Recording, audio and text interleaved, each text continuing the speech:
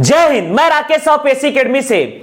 आज हम logical reasoning में कैलेंडर के अंतर्गत न्यू वैरायटी के प्रश्न को डिस्कस करने जा रहे हैं, लेकिन इसके पहले हम कैलेंडर से संबंधित कुछ विशेष बातों को समझते हैं और उसके बाद न्यू वैरायटी के प्रश्न को हम प्रारंभ करेंगे। ध्यान दीजिएगा, कुछ विशेष तथ्य को हम समझते हैं। कैलेंडर से संबंधित कुछ विशेष बातों को हम समझते हैं। देखिएगा, सबसे पहली बात को समझते हैं, लीप वर्ष किसे कहते हैं। जिस वर्ष में फरवरी का महीना 29 दिनों का होता है उसे लीप वर्ष कहते हैं। जिस वर्ष में फरवरी माह 29 दिनों का होता है उस वर्ष को हम लीप वर्ष कहते हैं। अब कौन सा वर्ष लीप वर्ष है, इसे हम आइडेंटिफाई कैसे करते हैं, समझिए।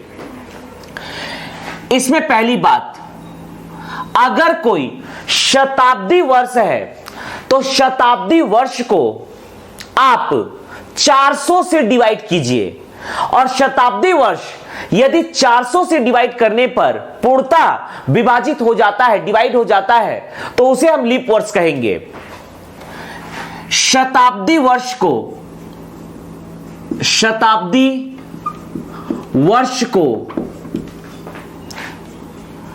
400 से विभाजित किया जाता है। दूसरी बात, शताब्दी वर्ष को छोड़कर शेष वर्ष को 4 से विभाजित किया जाता है। 4 से विभाजित किया जाता है।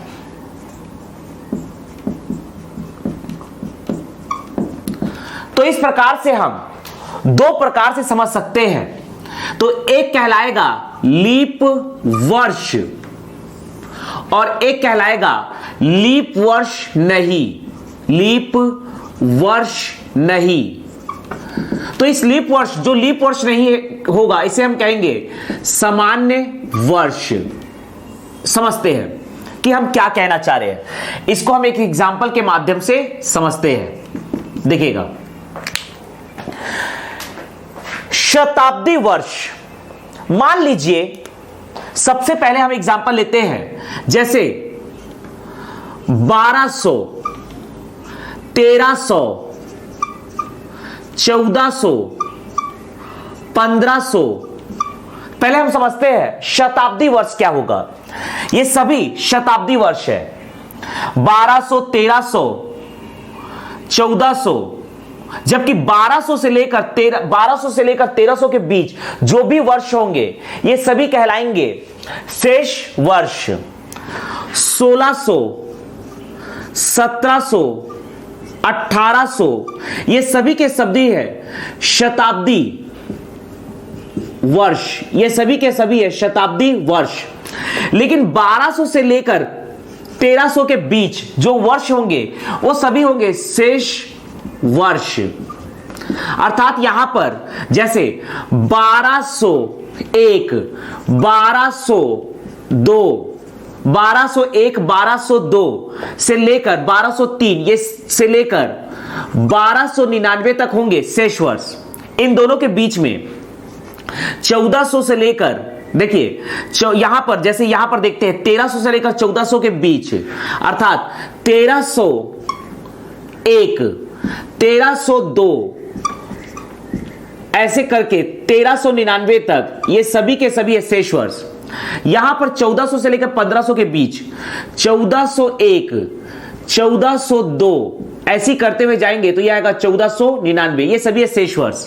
और ऐसे बढ़ते जाएंगे 1800, 1900, 2000, है ना, ये सभी आएंगे 2100, ये सभी के सभी है आपके शताब्दी वर्ष। अब चेक करते हैं, जब भी हम शताब्दी वर्ष को चेक करेंगे कि ये लीप वर्ष है कि नहीं, तो इसमें हम 400 से डिवाइड करेंगे। देखिए 1200 में 400 से आप डिवाइड करेंगे तो ये पूर्णतः विभाजित हो जाएगा। 1200 में यदि हम 400 से डिवाइड करेंगे तो ये आ जाएगा 4 तिया 12, 3 बार में आ जाएगा 1200, अर्थात ये पूर्णतः विभाजित हो गया। इसका मतलब ये है कि शताब्दी वर्ष, यदि हम शताब्दी वर्ष की बात करते हैं तो शताब्दी वर्ष में 1200 लीप वर्ष है। शताब्दी वर्ष के कुछ एग्जाम्पल देखते हैं जो लीप वर्ष है, जैसे कि 1200। अब देखिए 1300 में अगर आप यहां पर 1300 में यदि आप ये 1300 एक शताब्दी वर्ष है, यदि इसमें 400 से डिवाइड करते हैं तो 2020 कट गया, 4 से अब 13 में डिवाइड नहीं जाएगा। तो यहां पर शताब्दी वर्ष जो लीप वर्ष नहीं है, शताब्दी वर्ष जो लीप वर्ष नहीं है, जैसे कि 1300।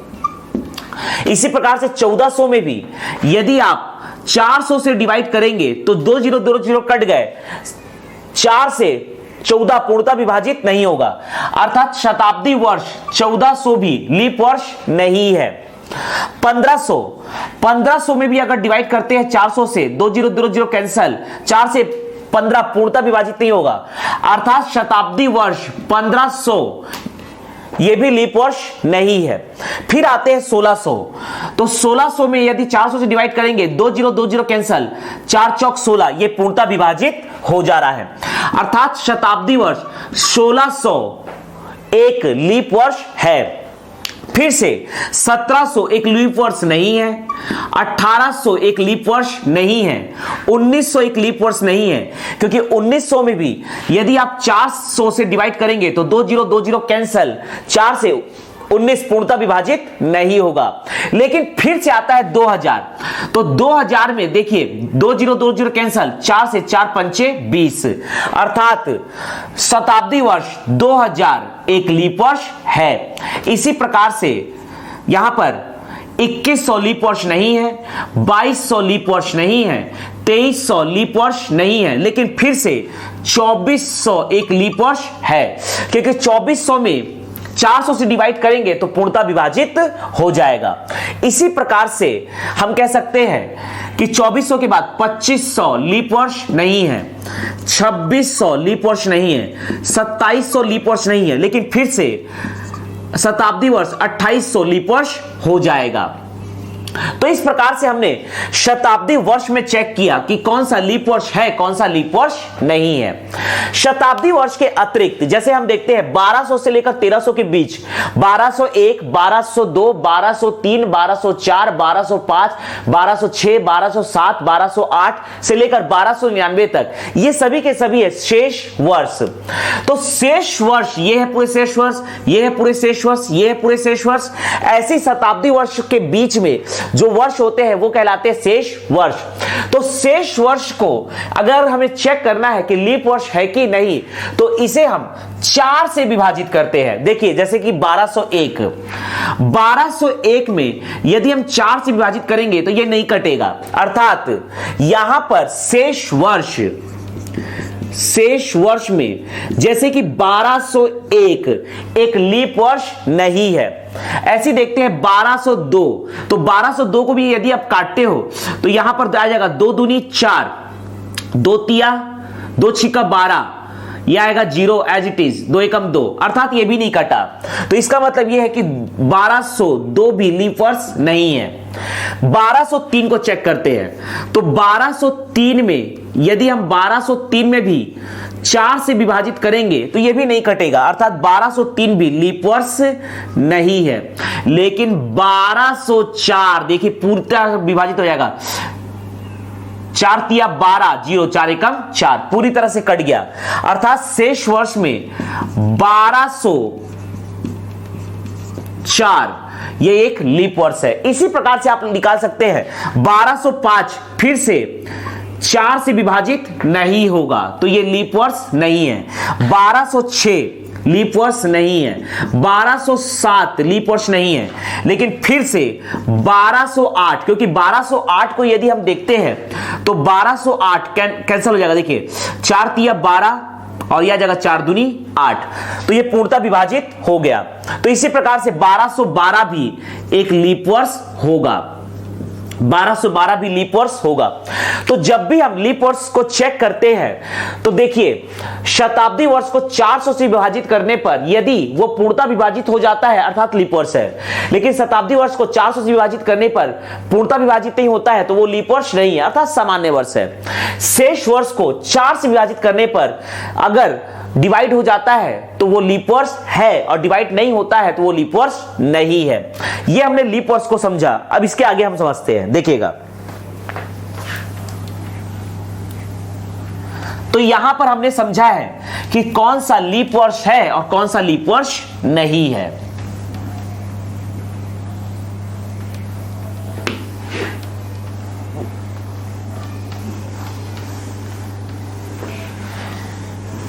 आगे हम डिस्कस करने जा रहे हैं, ध्यान दीजिएगा। तो हमने देखा कि जो भी वर्ष लीप वर्ष होगा उसे हम लीप वर्ष कहेंगे और जो लीप वर्ष नहीं होगा उसे हम सामान्य वर्ष कहेंगे, ध्यान दीजिएगा। तो अगला तथ्य इसमें हम समझते हैं, दूसरी बात समझिएगा। सामान्य वर्ष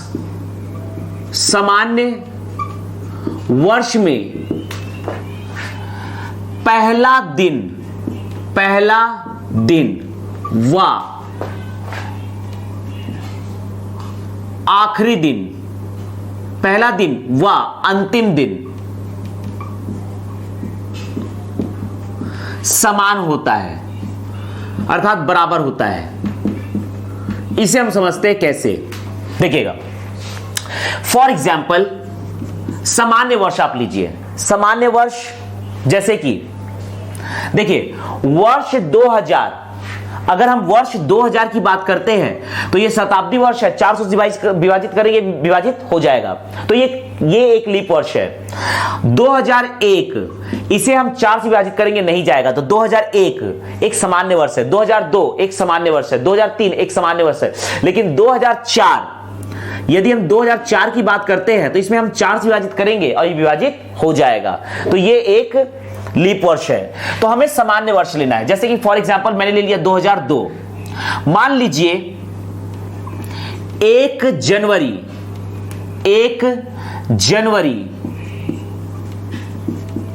2002, मान लीजिए 1 जनवरी 2002 को सोमवार था। यह मैं सिर्फ अज्यूम कर रहा हूं। यदि 1 जनवरी 2002 को सोमवार था तो सामान्य वर्ष का पहला दिन और अंतिम दिन बराबर होता है। इसका मतलब यह है कि 31 दिसंबर 2002 को भी सोमवार होगा, यह दिन भी सोमवार होगा। सामान्य वर्ष में पहला दिन और अंतिम दिन समान होता है, अर्थात 1 जनवरी 2002 को सोमवार था तो इसका अंतिम दिन, इस वर्ष का अंतिम दिन 2002 का अंतिम दिन 31 दिसंबर 2002 को भी सोमवार होगा। इसी में अगली बात हम समझते हैं।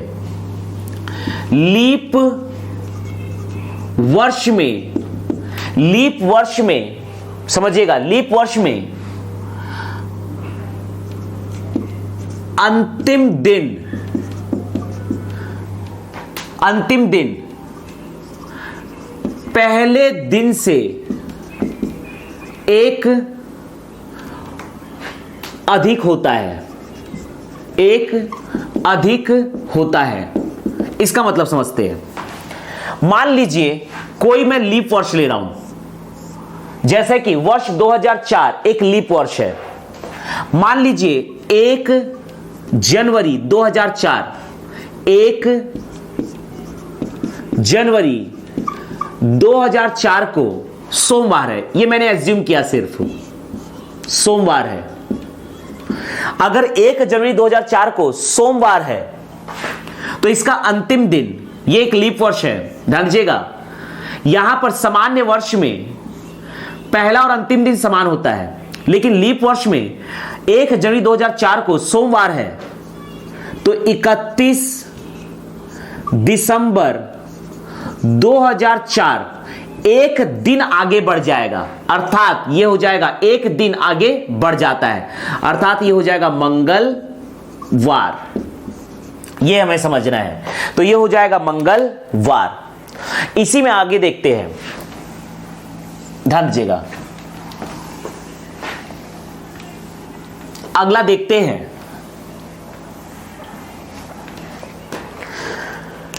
चौथा तथ्य देखते हैं, सामान्य वर्ष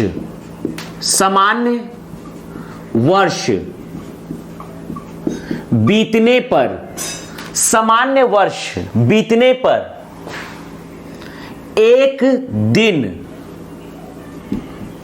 आगे बढ़ जाता है, एक दिन आगे बढ़ जाता है। सामान्य वर्ष बीतने पर एक दिन आगे बढ़ता है। देखिए, अगर हम सामान्य वर्ष की बात कर रहे हैं तो सामान्य वर्ष में कुल होते हैं 365 दिन। 7 से डिवाइड कीजिए, एक सप्ताह में कुल 7 दिन होता है, तो यदि इसे हम 7 से डिवाइड करेंगे, 365 को यदि हम 7 से डिवाइड करते हैं, देखिएगा 365 को यदि 7 से डिवाइड करते हैं, 7 एकम 7, 7 दूनी 14, 7 के 21, 7 चौक 28, 7 पंचे 35, तो ये आ जाएगा 1, यहां से 5 आएगा नीचे, 7 दूनी 14, यहां बचेगा एक रिमाइंडर। अब देखिए, आपने 7 से डिवाइड किया तो यहां पर आएगा 52, अर्थात 52 सप्ताह होता है। सामान्य वर्ष में 365 दिन होता है, 52 सप्ताह होता है, और एक दिन एक्स्ट्रा निकला और एक दिन होता है। इसलिए हमने कहा कि सामान्य वर्ष बीतने पर एक दिन आगे बढ़ जाता है। इसे हम एक एग्जांपल के माध्यम से समझते हैं, देखिएगा। मान लीजिए 3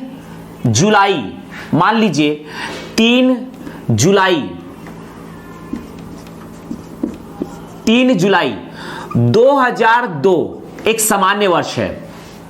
2001, 2002, 2003 एक सामान्य वर्ष है, लेकिन 2000 और 2004 लीप वर्ष है। 3 जुलाई 2002 को मान लीजिए ये है सोमवार, मैंने अज्यूम किया कि ये दिन है सोमवार। 3 जुलाई 2002 को सोमवार है, तो एक साल बाद, देखिए लिखा है सामान्य वर्ष बीतने पर एक दिन आगे बढ़ जाता है। एक साल बाद, अर्थात 3 जुलाई, एक साल बाद 3 जुलाई 2003 को एक साल बीत गया, जस्ट एक साल बाद एक दिन आगे बढ़ जाता है, एक दिन आगे बढ़ जाता है, तो डेफिनेटली सोमवार के बाद यह हो जाएगा मंगलवार। यदि यह एक सामान्य वर्ष है तो सामान्य वर्ष बीतने पर एक दिन आगे बढ़ जाता है, अर्थात 3 जुलाई 2002 को सोमवार था, तो 3 जुलाई 2003 को डेफिनेटली वो मंगलवार होगा। इसी में आगे देखते हैं, देखिए अगला है पांचवा इसी में समझते हैं। अगला तथ्य है, लीप वर्ष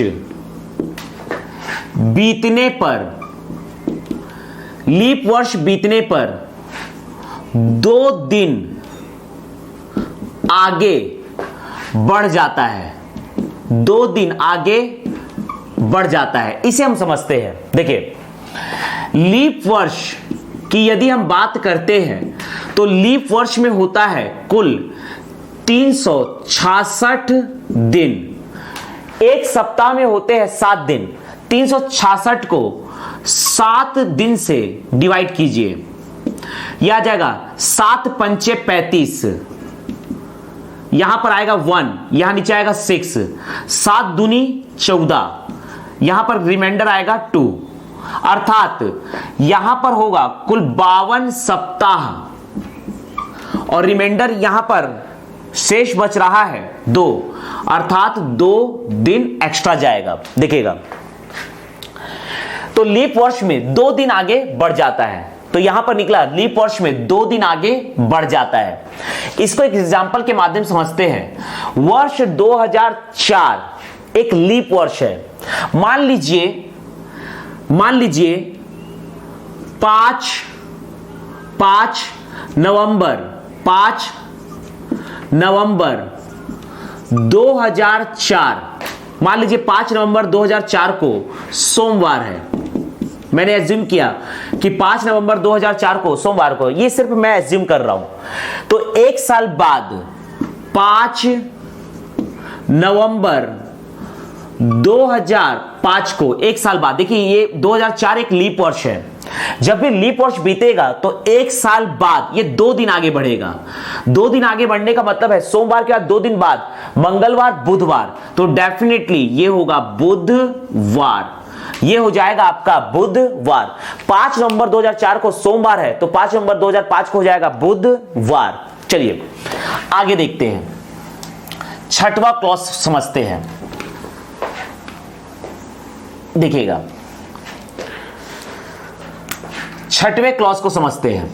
देखिए 100 वर्ष बीतने पर, छठवें क्लॉज में मैं पहला देख रहा हूं, 100 वर्ष बीतने पर, 100 वर्ष बीतने पर 5 दिन आगे बढ़ जाता है।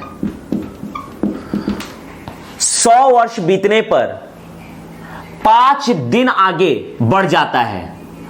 अगर इसे हम एग्जाम्पल के माध्यम समझते हैं, यदि हम कहते हैं कि मान लीजिए 3 जुलाई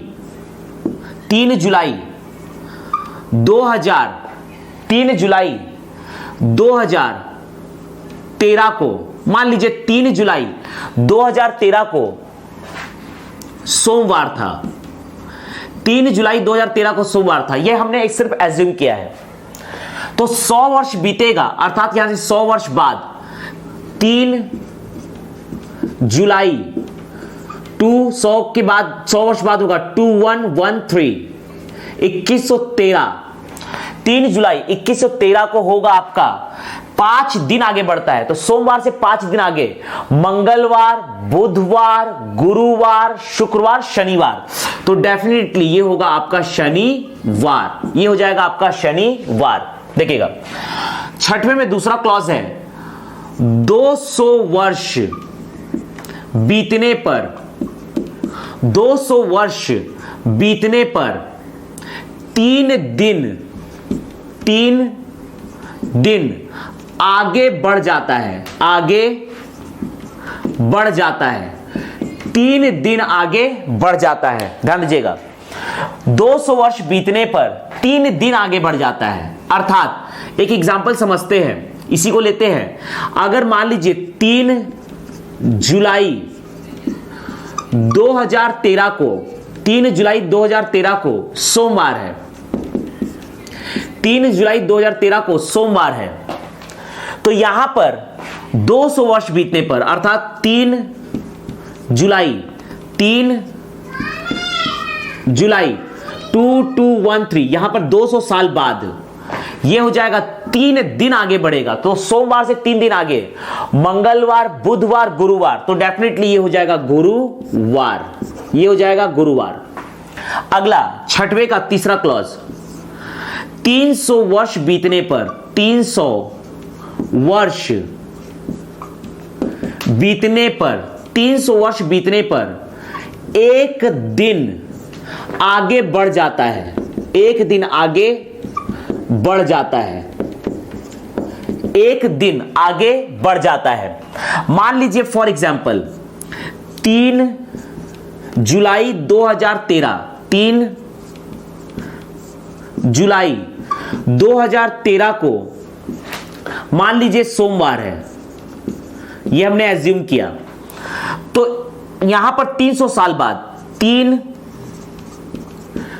जुलाई 2313 3 जुलाई 2313 को यह हो जाएगा 1 दिन आगे बढ़ेगा। सोमवार के 1 दिन आगे होगा मंगलवार। तो इसका आंसर आएगा मंगलवार। इसी में अगला क्लॉज, मान लीजिए इसी में अगला देखते हैं, चौथा, ध्यान दीजिएगा, चौथा 400 वर्ष बीतने पर, 400 वर्ष बीतने पर 0 दिन आगे बढ़ जाता है, आगे बढ़ जाता है। 400 वर्ष बीतने पर 0 दिन आगे बढ़ जाता है। इसका मतलब यह है कि यदि 3 जुलाई 2013 को सोमवार है, तो इसका मतलब यह है कि 3 जुलाई 2413 को 0 दिन आगे बढ़ेगा, मतलब सेम दिन होगा, सोमवार ही होगा। इसको हम एक टेबल में कंक्लूड करते हैं, ध्यान दीजिएगा, इसको हम एक टेबल में कंक्लूड करते हैं। देखिएगा, इसको हम एक टेबल में कंक्लूड करने जा रहे हैं। यहां पर वर्ष और यहां पर कितने दिन आगे बढ़ता है, इसे हम लिखने जा रहे हैं विषम दिनों की संख्या, विषम दिनों की संख्या, इसे हम लिखने जा रहे हैं विषम दिनों की संख्या। देखिए, हमने क्या सीखा, 100 वर्ष बीतने पर 5 दिन आगे बढ़ता है। 100 वर्ष बीतने पर विषम दिनों की संख्या होती है 5 दिन। 200 वर्ष बीतने पर विषम दिनों की संख्या होती है 3 दिन। 300 वर्ष बीतने पर विषम दिनों की संख्या होती है 1 दिन, अर्थात 1 दिन आगे बढ़ जाता है। 400 वर्ष बीतने पर विषम दिनों की संख्या होती है 0 दिन। अब यहां पर 400 का जो भी मल्टीपल होगा वहां पर विषम दिनों की संख्या होगी 0 दिन। जैसे 400, 800 में भी 0 दिन, 800 में भी आपका आएगा 0 दिन, 1200 में भी आएगा आपका 0 दिन, 1200 में भी आपका आएगा 0 दिन, 1600 में भी आपका आएगा 0 दिन। इसी प्रकार से 2000 में भी आएगा आपका 0 दिन, 2400 में भी आपका आएगा 0 दिन। अर्थात अब 400 का कोई भी मल्टीपल होगा उसमें विषम दिनों की संख्या होगी 0 दिन। आगे हम डिस्कस करते हैं इसी में। देखिएगा, अगला क्लॉज 7वां,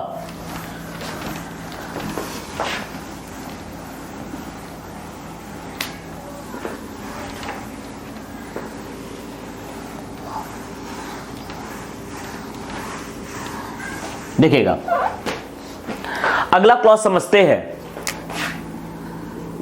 देखिएगा, महीने या तो होते हैं 28 का महीना जो होता है फरवरी, 29 का महीना ये भी होता है फरवरी, इसके अतिरिक्त होते हैं 30 के महीने या 31 के महीने।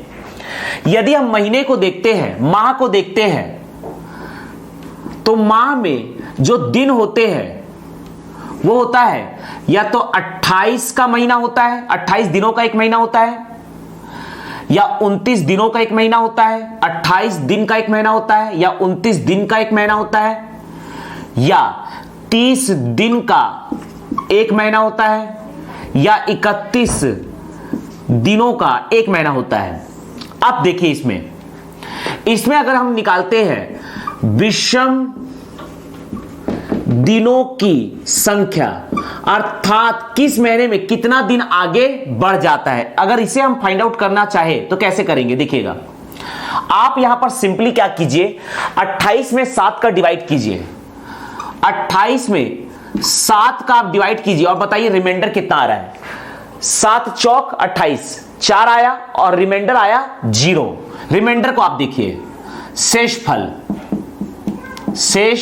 फल आप निकालिए बस। तो यहां पर रिमाइंडर आ रहा है 0, अर्थात अगर 28 का महीना है तो विषम दिनों की संख्या 0 दिन, अर्थात इसमें 0 दिन आगे बढ़ता है, अर्थात बिल्कुल सेम होता है दिन। 29 का अगर महीना है तो 29 में 7 से डिवाइड करेंगे तो 7 चौक 28 और एक रिमाइंडर बचेगा, एक दिन आगे बढ़ता है। अगर 30 का महीना है तो 30 में 7 से डिवाइड कीजिए, 7 चौक 28, 2 बचेगा, 2 दिन आगे बढ़ता है। अगर 31 का महीना है तो 31 में अगर हम 7 से डिवाइड करेंगे, 7 चौक 28, 3 दिन आगे बढ़ता है। तो इस प्रकार से कौन सा महीना कितने दिन का है उसमें हम निकाल सकते हैं कि कितने दिन आगे बढ़ता है। इसी को हम ऐसे समझते हैं। देखिएगा अगर हम देखते हैं जनवरी फरवरी मार्च अप्रैल को अगर हम देखते हैं, जनवरी फरवरी मार्च अप्रैल मई जून जुलाई अगस्त सितंबर अक्टूबर नवंबर और एक है आपका दिसंबर। देखिएगा यदि जनवरी को देखते हैं तो जनवरी में होता है 31 का महीना, फरवरी में होता है, अगर ये फरवरी मान लीजिए पहला केस मैंने इसमें लिया कि ये सामान्य वर्ष है, यह एक सामान्य वर्ष है, तो सामान्य वर्ष में फरवरी का महीना होता है 28 का। ठीक, यहां मैंने इसको हमने एक केस लिया, सामान्य वर्ष है 28 का। जनवरी फरवरी मार्च फिर से 31 का हो जाता है, अप्रैल 30 का, मई 31 का, जून 30 का, जनवरी फरवरी मार्च अप्रैल मई जून, जुलाई होता है 31 का, जनवरी फरवरी मार्च अप्रैल मई जून जुलाई, अगस्त फिर से हो जाता है 31 का।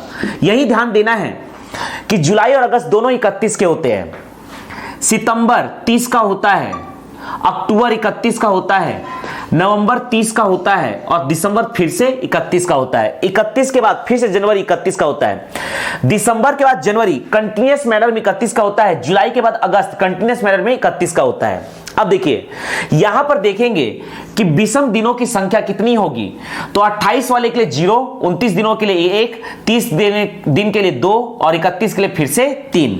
तो जनवरी के लिए हो जाएगा 3 दिन शेष बचेगा, 3 दिन। 28 के लिए होगा 0 दिन शेष बचेगा, मार्च के लिए होगा 31, 3 दिन शेष बचेगा, 30 के लिए होगा 2 दिन शेष बचेगा, 31 के लिए 3 दिन शेष बचेगा, 30 के लिए 2 दिन शेष बचेगा, 31 के लिए 3 दिन शेष बचेगा, 31 के लिए 3 दिन शेष बचेगा, 30 के लिए 2 दिन शेष बचेगा, 31 के लिए 3 दिन शेष बचेगा, 30 के लिए आपका 2 दिन शेष बचेगा, 31 के लिए 3 दिन शेष बचेगा। मान लीजिए यही होता केस नंबर बी, ये होता मान लीजिए लीप वर्ष, तब यहां पर फरवरी हो जाता 29 का महीना, तो 29 के लिए यहां पर 1 दिन शेष बचता। तो इस प्रकार से हम लीप वर्ष या सामान्य वर्ष में कितने कुल दिन शेष बचेंगे ये फाइंड आउट कर सकते हैं। चलिए आगे देखते हैं। क्लॉज नंबर 8,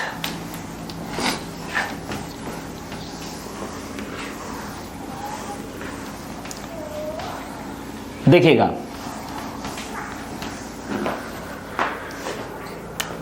अगला है क्लॉज नंबर 8। देखिएगा विषम दिनों की संख्या के आधार पर कौन सा दिन आएगा इसे हम फाइंड आउट करना चाहते हैं। हफ्ता का या सप्ताह का कौन सा दिन आएगा उसे हम देखते हैं। देखिएगा यदि विषम दिनों की संख्या 0 आएगी तो आंसर होगा रविवार। अगर विषम दिनों की संख्या 1 आ रही है तो आंसर होगा सोमवार। विषम दिनों की संख्या 2 के लिए मंगलवार, 3, 4, 5, 6। देखिएगा 3 के लिए बुधवार, 4 के लिए गुरुवार, 5 के लिए शुक्रवार और 6 के लिए शनिवार। ध्यान दीजिएगा। तो इस प्रकार से विषम दिनों की संख्या के आधार पर हम विषम दिन फाइंड आउट कर सकते हैं। अब कैलेंडर के अंतर्गत अगले वैरायटी के प्रश्न को डिस्कस करने जा रहे हैं। ध्यान दीजिएगा। कैलेंडर के अंतर्गत अगले वैरायटी के प्रश्न को हम डिस्कस करने जा रहे हैं। ध्यान दीजिएगा। मान लीजिए प्रश्न है 1 जनवरी 2005 को शनिवार था, तो 31 दिसंबर 2007 31 दिसंबर 2007 को कौन सा दिन होगा? कौन सा दिन होगा, यह हमें फाइंड आउट करना है। देखिएगा सॉल्यूशन यहां पर दिया है 1 जनवरी 2005 को शनिवार था। देखिएगा 1 जनवरी 2005 को शनिवार था। 1 जनवरी 2005 को शनिवार था। यहां पर 2005 लीप वर्ष नहीं है, अर्थात सामान्य वर्ष है। तो सामान्य वर्ष के बीतने के बाद एक दिन आगे बढ़ता है, अर्थात 1 जनवरी 2006 को हो जाएगा रविवार। यहां पर 2006 भी एक सामान्य वर्ष है, 2006 लीप वर्ष नहीं है। तो सामान्य वर्ष बीतने पर एक दिन आगे बढ़ता है, अर्थात 1 जनवरी 2007 को यह हो जाएगा सोमवार। यह हो जाएगा सोमवार। ध्यान दीजिएगा, हमें पूछा है 31 दिसंबर 2007 को कौन सा दिन था। तो हम जानते हैं अगर यह सामान्य वर्ष है तो सामान्य वर्ष का पहला तथा अंतिम दिन बिल्कुल सेम होता है, अर्थात 31 दिसंबर 2007 का पहला दिन और अंतिम दिन बिल्कुल समान होगा, अर्थात यह हो जाएगा सोमवार। तो हमारा आंसर है सोमवार। ध्यान दीजिएगा, अर्थात 31 दिसंबर 2007 को सोमवार होगा। अगला प्रश्न यहां पर लिखा है 1 जनवरी 2005 को शनिवार था, तो 31 दिसंबर 2010 को कौन सा दिन होगा? मान लीजिए ये अगला प्रश्न है, 1 जनवरी 2005 को शनिवार था, तो अगला प्रश्न है 31 दिसंबर 2010 को कौन सा दिन होगा? देखिए यहां तक बिल्कुल सेम हो गया। 1 जनवरी 2005 को शनिवार, 2005 लीप वर्ष नहीं है, सामान्य वर्ष है, तो एक दिन आगे बढ़ेगा, अर्थात 1 जनवरी 2006 को रविवार। 2006 लीप वर्ष नहीं है, सामान्य वर्ष है, तो एक दिन आगे बढ़ेगा, अर्थात 1 जनवरी 2007 को हो जाएगा सोमवार। अब 1 जनवरी 2008, यहां पर 2007 लीप वर्ष नहीं है। जब 2007 लीप वर्ष नहीं है, सामान्य वर्ष है, तो एक दिन आगे बढ़ेगा, अर्थात 1 जनवरी 2008 को होगा मंगलवार। यह हो जाएगा मंगलवार। लेकिन यहां पर 2008 एक लीप वर्ष है, तो 2008 एक लीप वर्ष है, लीप ईयर है, तो यहां पर 2 दिन आगे बढ़ेगा, अर्थात 1 जनवरी 2009। यहां पर 2008 एक लीप ईयर है, तो 2 दिन आगे बढ़ेगा, तो मंगलवार से 2 दिन आगे, मंगलवार के बाद बुधवार, गुरुवार, तो यह हो जाएगा गुरुवार। आगे हमें 2010 का बताना है, अर्थात 1 जनवरी 2010, 2009 एक लीप वर्ष नहीं है, सामान्य वर्ष है, तो सामान्य वर्ष में एक दिन आगे बढ़ता है, तो यह हो जाएगा शुक्रवार। और हमें फाइंड आउट करना है 31 दिसंबर 2010 का, तो यहां पर 1 जनवरी 2010 को शुक्रवार है, तो 31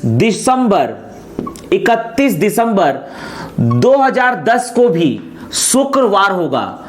क्योंकि सामान्य वर्ष में साल का प्रथम तथा अंतिम दिन बराबर होता है। मान लीजिए यही प्रश्न होता 31 दिसंबर 2012 को कौन सा दिन होगा, तो इसके बाद आगे हम फाइंड आउट करेंगे। देखिएगा यहां पर 1 जनवरी 2010 को शुक्रवार, 1 जनवरी 2010 को शुक्रवार है, तो 1 जनवरी 2011 को यह हो जाएगा 2010 एक सामान्य वर्ष है, एक दिन आगे बढ़ेगा, तो यह हो जाएगा शनिवार। अब यहां पर 1 जनवरी 2012, 1 जनवरी 2012 को यहां 2011 एक सामान्य वर्ष है, एक दिन आगे बढ़ेगा, तो यह हो जाएगा रविवार। रविवार। अब देखिए आपको निकालने बोल रहा है 31 दिसंबर 2012 को, तो 31 दिसंबर 2012 एक लीप वर्ष है, 2012 एक लीप वर्ष है, तो लीप वर्ष में पहले दिन से एक दिन आगे होता है अंतिम दिन, तो यह हो जाएगा सोमवार। यह हो जाएगा सोमवार। तो इस प्रकार से हमारा आंसर होगा सोमवार। अगला प्रश्न देखते हैं, देखिएगा। तो इस प्रकार से हमने 3 प्रश्न को डिस्कस किया। देखिएगा अगला प्रश्न, 31 दिसंबर 2013 को, 31 दिसंबर 2013 को मंगलवार था, मंगलवार था, तो 1 जनवरी 2006, 1 जनवरी 2006 को कौन सा दिन होगा, कौन सा दिन होगा, यह हमें फाइंड आउट करना है। देखिएगा यहां पर देखते हैं 31 दिसंबर 2013 को मंगलवार था, तो 1 जनवरी 2006 को कौन सा दिन होगा। सॉल्यूशन पे ध्यान देते हैं। 31 दिसंबर 2013 को यहां पर दिया गया है, 31 दिसंबर 2013 को मंगलवार था। देखिएगा यह एक सामान्य वर्ष है, लीप वर्ष नहीं है, अर्थात एक साल पहले 31 दिसंबर 2012 एक दिन पीछे चल जाएगा। हम पीछे जा रहे हैं, यह सामान्य वर्ष है, तो सामान्य वर्ष में एक दिन पीछे जाएगा, अर्थात यह हो जाएगा सोमवार। आगे लेकिन यहां देख रहे हैं कि 2012 एक लीप वर्ष है, 2012 एक लीप ईयर है, अर्थात इसमें 2 दिन पीछे जाएगा, तो 31 दिसंबर 2011 2 दिन पीछे जाएगा, तो यह हो जाएगा सोमवार से पीछे 2 दिन होगा शनिवार। 2 दिन पीछे यह हो जाएगा शनिवार। फिर से 31 दिसंबर 2010 एक दिन पीछे जाएगा, 2011 एक सामान्य वर्ष है, एक दिन पीछे जाएगा, तो यह हो जाएगा एक दिन पीछे शुक्रवार। शुक्रवार। इसके बाद 31 दिसंबर 2010 एक सामान्य वर्ष है, तो एक दिन पीछे जाएगा, तो यह हो जाएगा गुरुवार। गुरुवार। फिर से 31 दिसंबर 2009 एक सामान्य वर्ष है, तो एक दिन पीछे जाएगा, तो यह हो जाएगा गुरुवार से एक दिन पीछे बुधवार। आगे बढ़ते हैं। लेकिन फिर से 2008 एक लीप वर्ष है, एक लीप ईयर है, तो यहां पर 2 दिन पीछे जाएगा, अर्थात 31 दिसंबर 2007 2 दिन पीछे जाएगा, तो ये 2 दिन पीछे होगा मंगलवार सोमवार, तो ये हो जाएगा सोमवार।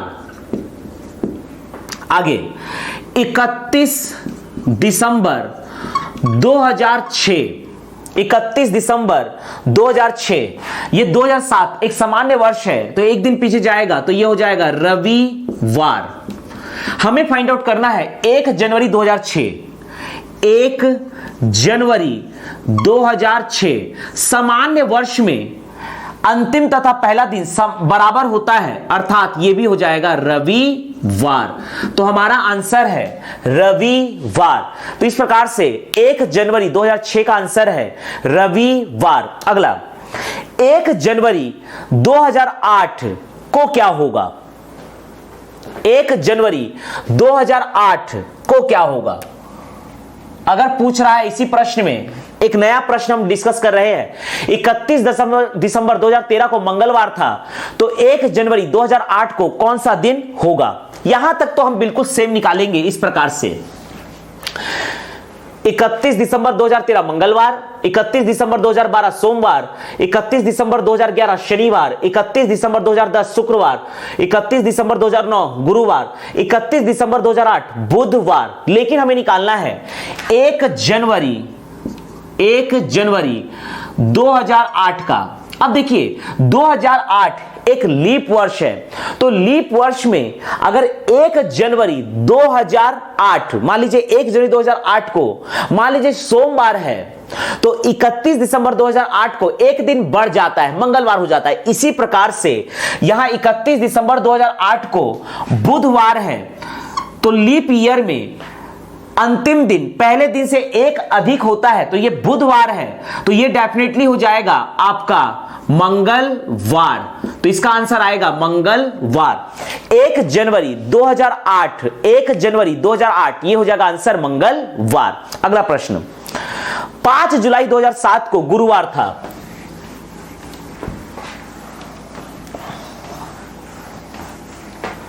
अगला प्रश्न 5 जुलाई 2007 को गुरुवार था।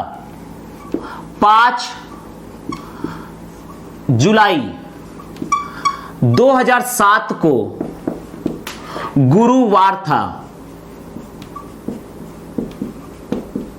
तो 5 जुलाई 2007 को गुरुवार था, तो 5 जुलाई 2011 को 5 जुलाई 2011 को कौन सा दिन होगा? कौन सा दिन होगा, यह हमें फाइंड आउट करना है।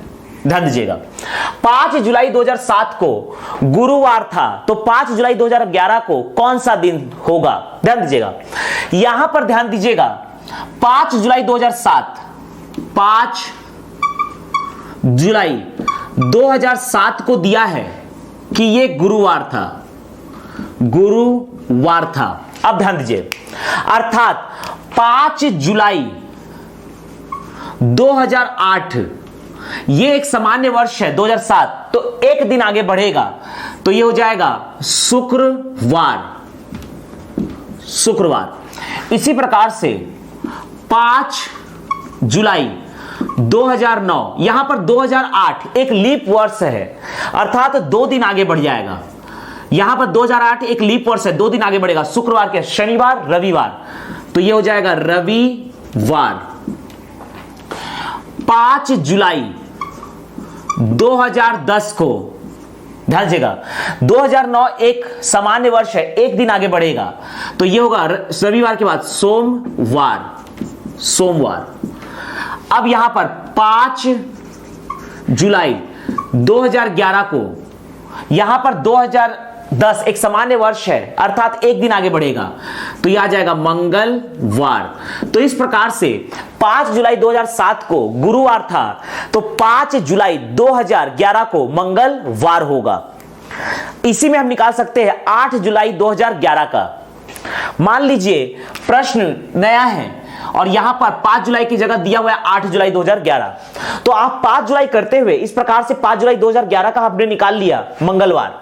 अब हमें निकालना है 8 जुलाई का, 8 जुलाई 2011 का निकालना है। देखिए 5 जुलाई को मंगलवार, 6 जुलाई को बुधवार, 7 जुलाई को गुरुवार, तो 8 जुलाई को शुक्रवार। तो इसका आंसर आएगा शुक्रवार। 5 को मंगलवार, 6 को बुधवार, 7 को गुरुवार और 8 जुलाई 2011 का आएगा आंसर शुक्रवार। अगला प्रश्न है 22 जनवरी 2011 को शनिवार था।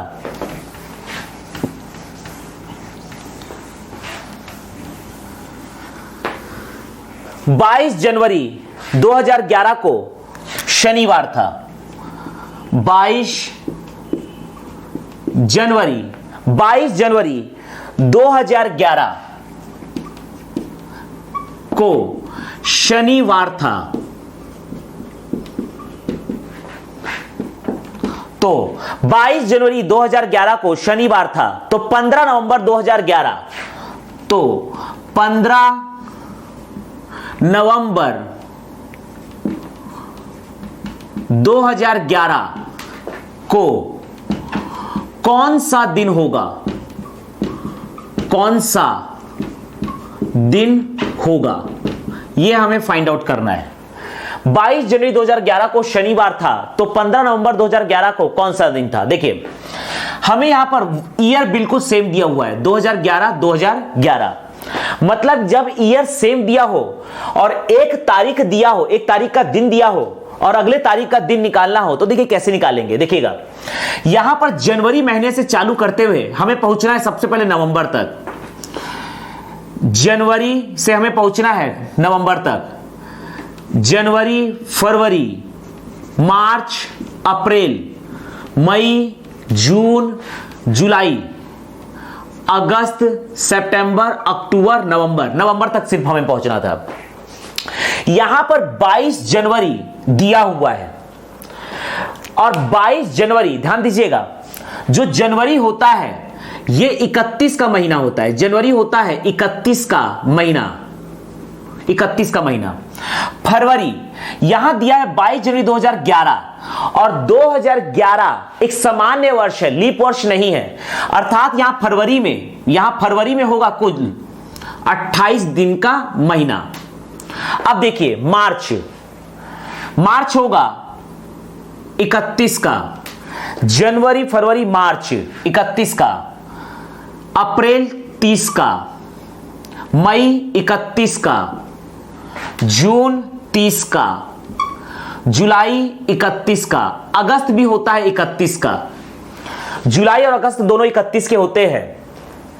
अगस्त, सितंबर 30 का, अक्टूबर 31 का, नवंबर में जाना कहां तक है? ये देखिए नवंबर में जाना है 15 नवंबर तक। हालांकि नवंबर होता है 30 का, लेकिन यहां पर नोटिस कीजिए चालू हुआ है 22 जनवरी से, तो 22 जनवरी से चालू हुआ है और 15 नवंबर तक पहुंचना है। तो पहले और अंतिम महीने को छोड़ दीजिए, पहले और अंतिम महीने को छोड़ दीजिए। यहां पर ध्यान दीजिएगा, पहले और अंतिम माह को यहां पर छोड़ दीजिए और इस पर ध्यान दीजिए, इस टेबल पे।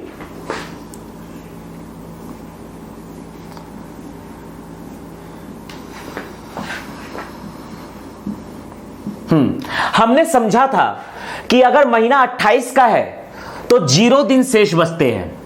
31 का महीना है तो 3 दिन शेष बचते हैं। 30 का महीना है तो 2 दिन शेष बचते हैं। 31 का महीना है तो 3 दिन शेष बचते हैं। 30 का महीना है तो 2 दिन शेष बचते हैं। 31 का महीना है तो 3 दिन शेष बचते हैं। 31 का महीना है तो 3 दिन शेष बचते हैं। 30 का महीना है तो 2 दिन शेष बचते हैं। 31 का महीना है तो यहां पर 3 दिन शेष बचते हैं। अब देखिए आपको पहुंचना है 15 नवंबर तक। तो 15 नवंबर में आप तभी पहुंचोगे जब आप 1 नवंबर, 2 नवंबर, 3 नवंबर, 4 नवंबर, 5 नवंबर, 6 नवंबर, 7 नवंबर, 8 नवंबर, 9 नवंबर, 10 नवंबर, 11 नवंबर, 12 नवंबर, 13 नवंबर, 14 नवंबर और 15 नवंबर, मतलब पूरा 15 दिन को आप ट्रैवल करोगे। तो यहां पूरे के पूरे 15 नवंबर के 15 दिन को लेना है। अब नोटिस कीजिए यहां 22 जनवरी बोला है, मतलब 22 जनवरी तक तो हो चुका है। तो 31 जनवरी तक पहुंचने के लिए आपको कितने दिन ट्रैवल करने पड़ेंगे? देखिए 22 जनवरी के बाद 31 जनवरी तक आपको पहुंचना है। 23 जनवरी, 24 जनवरी, 25 जनवरी, 26 जनवरी, 27 जनवरी, 28 जनवरी, 29 जनवरी, 30 जनवरी और 31 जनवरी, कुल यहां पर मिलेंगे हमें 9 दिन। 22 जनवरी के बाद 31 जनवरी पहुंचने के लिए हमें 9 दिन मिलेंगे और यहां पर 15 नवंबर 15 दिन तो पूरा ट्रैवल करना पड़ेगा।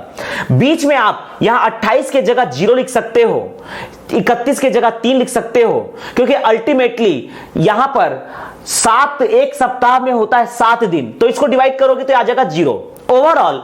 अब इन सभी को आप जोड़िए, इन सभी को आप जोड़िए, ध्यान दीजिएगा, हम जोड़ते हैं। यहां 3 2 ये हो गया 5, यहां पर हो गया 3 2 5, 3 2 5, 5 दूनी 10, 5 15, 15 और 15 30, 15 और 15 30, 30 और 6 36, 36 और 9, 36 और 9 ये आ गया हमारा 45।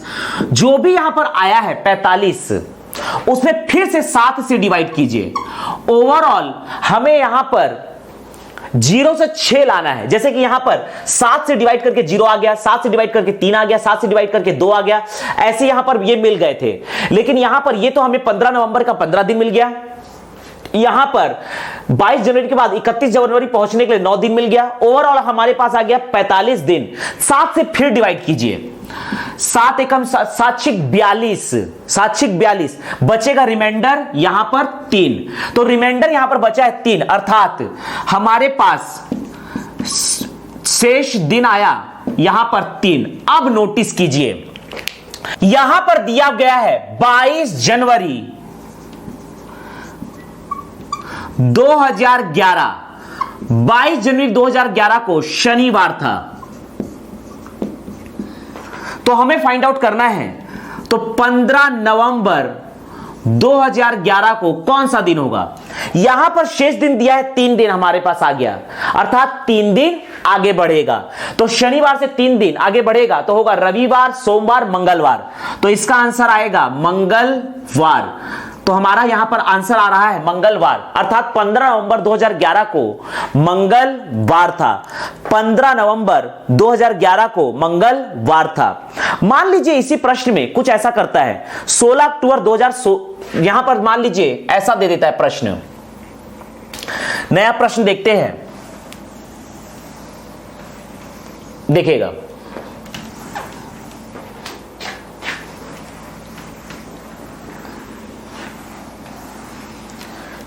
मान लीजिए प्रश्न में अब हमें डेट निकालना है 16 अक्टूबर 2016 का डेट हमें निकालना है, तो कौन सा दिन होगा ये फाइंड आउट करना है। 22 जनवरी 2011 को शनिवार था, तो 16 अक्टूबर 2016 को कौन सा दिन होगा? देखिए, आपको जनवरी से लेकर अक्टूबर तक पहुंचना है, लेकिन यहां ध्यान दीजिए कि यहां पर ईयर है 2011, जबकि यहां पर ईयर है 2016। सबसे पहले 2016 तक पहुंचते हैं। कैसे पहुंचेंगे देखिए, ध्यान दीजिएगा। 22 जनवरी 2011, 22 जनवरी 2011 को दिया हुआ है शनिवार, शनिवार। 2011 एक सामान्य वर्ष है, एक दिन आगे बढ़ेगा, तो 22 जनवरी 2012 को हो जाएगा ये रविवार। अब 2012 एक लीप ईयर है, तो यहां पर ये 2 दिन आगे बढ़ेगा, अर्थात 22 जनवरी 2013, 2 दिन आगे बढ़ेगा, तो रविवार का सोमवार, मंगलवार, ये हो जाएगा मंगलवार, ये हो जाएगा मंगलवार। 22 जनवरी 2014, 22 जनवरी 2014, ध्यान दीजिएगा। 2013 एक सामान्य वर्ष है, एक दिन आगे बढ़ेगा, तो यह हो जाएगा बुधवार, यह हो जाएगा बुधवार। आगे हमें पहुंचना है 2016 तक। 22 जनवरी 2015, 2014 एक सामान्य वर्ष है, तो यहां एक दिन आगे बढ़ेगा, तो यह हो जाएगा गुरुवार, यह हो गया आपका गुरुवार। अब यहां पर 2016 जाना है। 2015 एक सामान्य वर्ष है, तो 22 जनवरी 2016 एक दिन आगे बढ़ेगा, तो यह हो जाएगा आपका शुक्रवार। ध्यान दीजिएगा। अब यहां पर देखते हैं, हमारे पास 22 जनवरी 2016 का दिन आ गया शुक्रवार। अब हमें निकालना है 16 अक्टूबर 2016 का। 16 अक्टूबर 2016 का निकालना है। तो देखिएगा यहां पर अब हमें जनवरी से लेकर अक्टूबर तक पहुंचना है, जनवरी से लेकर अक्टूबर तक पहुंचना है। तो फिर से हम लिखेंगे जनवरी, फरवरी, मार्च, अप्रैल, मई, जून, जुलाई, अगस्त, सितंबर, अक्टूबर। हमें अक्टूबर तक पहुंचना है। देखिएगा जनवरी होता है 31 का महीना, देखिएगा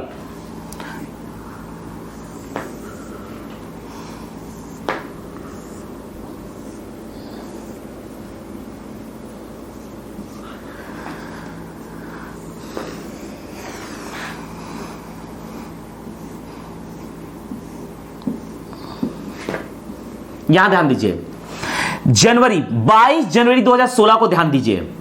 जनवरी होता है 31 का महीना, फरवरी 2016 एक लीप वर्ष है।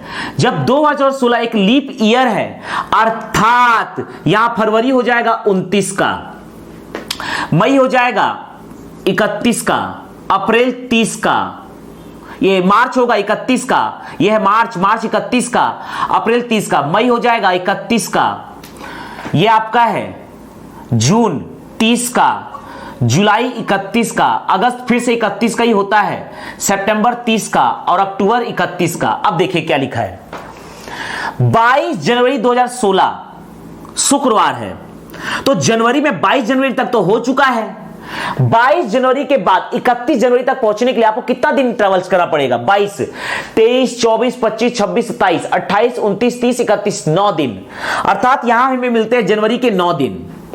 अब ये अक्टूबर है, अक्टूबर तक हमें जाना है, 16 अक्टूबर को हमको पहुंचना है।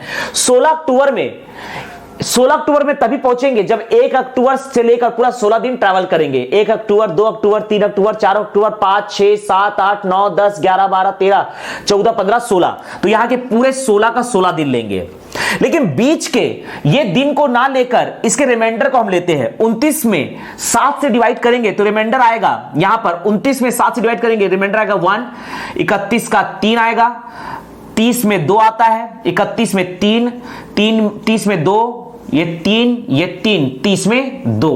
अब इन पूरे दिन को आप जोड़ दीजिए, जोड़िए, ध्यान दीजिएगा।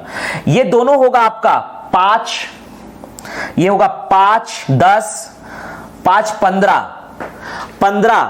15 और ये है 10, ये हो गया 25, 26, 26, 27, 28, 28 और 16 को जोड़िए, 28 और 16 को जोड़ेंगे तो 8, 6, 14 का 4 हंसला है 1, ये हो जाएगा 44। तो यहां पर 44 दिन, जो भी दिन आता है अल्टीमेटली इसे 0 से 6 के बीच लाना है। अर्थात यहां पर 7 से डिवाइड करेंगे, तो ये 7 से डिवाइड करेंगे, 7 6 42, रिमाइंडर आएगा 2। रिमाइंडर को ध्यान देते हैं।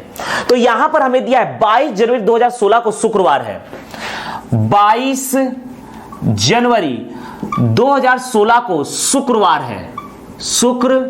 है और यहां पर शेष दिन आया है 2 दिन, तो 2 दिन आगे बढ़ाना है। 22 जनवरी 2016 को शुक्रवार है। तो इस प्रकार से 16 अक्टूबर 2016 में यहां पर 2 दिन आगे बढ़ाएंगे तो शुक्रवार के बाद आएगा शनिवार, रविवार। तो हमारा फाइनल आंसर आ जाएगा रविवार। अर्थात 16 अक्टूबर 2016 को रविवार था। तो इस प्रकार से हम कैलेंडर के इस प्रकार के प्रश्न को सॉल्व कर सकते हैं।